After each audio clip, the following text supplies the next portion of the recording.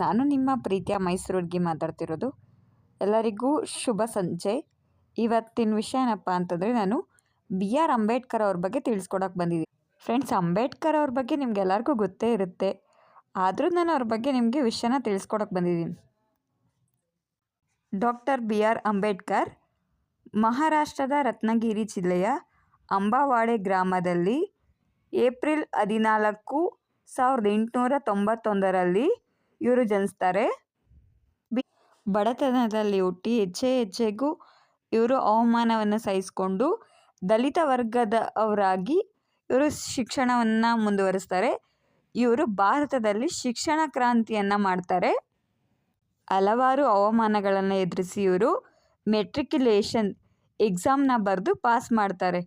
ಅದೂ ಇವರು ಅಮೇರಿಕಾದಲ್ಲಿ ಅಂಬೇಡ್ಕರ್ ಅವರು ಅಮೇರಿಕಾದಲ್ಲಿ ಅರ್ಥಶಾಸ್ತ್ರ, ರಾಜನೀತಿಶಾಸ್ತ್ರ, ಸಮಾಜಶಾಸ್ತ್ರ ಹಲವಾರು ವಿಷಯಗಳಲ್ಲಿ ಅಭ್ಯಾಸ ಮಾಡಿ ಇವರು MA ಪದವಿಯನ್ನು ಅಮೇರಿಕಾದಲ್ಲಿ ಪಡೆದಿರುತ್ತಾರೆ.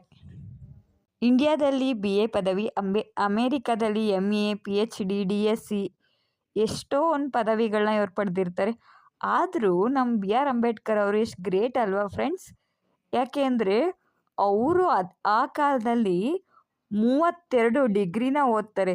ಇವಾಗ ನಮಗೆ 1 ಡಿಗ್ರಿ ಓದೋಕ್ಕೆ ಕಷ್ಟ. ಆದರೂ ಯಪ್ಪ, ಅವರು ತಲೆಯಲ್ಲಿ ಎಷ್ಟೊಂದು ವಿಷಯಗಳನ್ನ ತುಂಬ್ಕೊಂಡಿರ್ತಾರೆ ಅಲ್ವಾ. ನಮ್ಮ ದೇಶದ ಸಂವಿಧಾನ ಬರೀತಾರೆ. 52,000 ಪುಸ್ತಕಗಳನ್ನ ಓದಿ ನಮ್ಮ ದೇಶದ ಸಂವಿಧಾನ ಬರೀತಾರೆ ಅಂಬೇಡ್ಕರ್ ಅವರು. ಇವರು ಬಡ ದಲಿತ ಕುಟುಂಬದಲ್ಲಿ ಹುಟ್ಟಿದ್ರೂ ಇವರು LLB, DSc, BA, MSc ಎಲ್ಲ ಮಾಡ್ತಾರೆ. ಆದ್ರೂ ಇವರು ಅಷ್ಟೆಲ್ಲ ಮಾಡಿದ್ರೂ ದಲಿತ ವರ್ಗದವ್ರಿಗೋಸ್ಕರ ಚುನಾವಣೆ ಹಕ್ಕುಗಳನ್ನ ತೊಗೊಂಡು ಬರ್ತಾರೆ.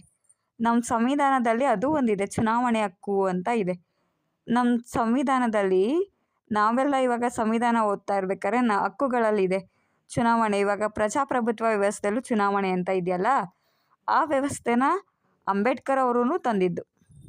ಇವರು ಜರ್ಮನ್ ಯೂನಿವರ್ಸಿಟಿಲಿ ಪೊಲಿಟಿಕಲ್ ಸೈನ್ಸಲ್ಲಿ PhDನ ಮಾಡಿ ಬರೋಬ್ಬರಿ 32 ವಿಷಯಗಳ ಬಗ್ಗೆ ಇವರು ಅಧ್ಯಯನ ಮಾಡಿ ಡಿಗ್ರಿನ ಪಡೆದಿರ್ತಾರೆ. ಗೊತ್ತಾ? ಅಷ್ಟು ಇವಾಗಿನ ಕಾಲದಲ್ಲಿ ನಮಗೆ ಫ್ರೆಂಡ್ಸ್ ಸಿಲೆಬಸ್ಸೇ ಸಿಗೋಲ್ಲ. ಇನ್ನು ಆಗಿನ ಕಾಲದಲ್ಲಿ ನಾವು ಯೋಚನೆ ಮಾಡಬೇಕಾಗಿರೋದೆ ಅಲ್ವಾ. ಆಗಿನ ಕಾಲದಲ್ಲಿ ಸಿಲೆಬಸ್ ಎಲ್ಲಿ ಇರ್ತಿತ್ತು? ಆದರೂ ಅವರು ಅಷ್ಟೊಂದೆಲ್ಲ ಓದಿದ್ದಾರೆ. ಎಷ್ಟು ಸಾವಿರ ಬುಕ್ಗಳನ್ನ ಓದಿ ನಮ್ಮ ದೇಶಕ್ಕೆ ಸಂವಿಧಾನ ಕೊಟ್ಟಿದ್ದಾರೆ ಅಂದರೆ ಅವರು ಎಷ್ಟು ಬ್ರಿಲಿಯಂಟ್ ಆಗಿರಬೇಕು ಅಲ್ವಾ.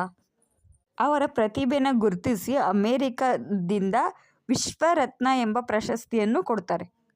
ದೇಶದಲ್ಲಿ ಅತಿ ಹೆಚ್ಚು ಓದಿರುವ ವ್ಯಕ್ತಿ ಅಂದರೆ ಡಾಕ್ಟರ್ ಬಿ ಆರ್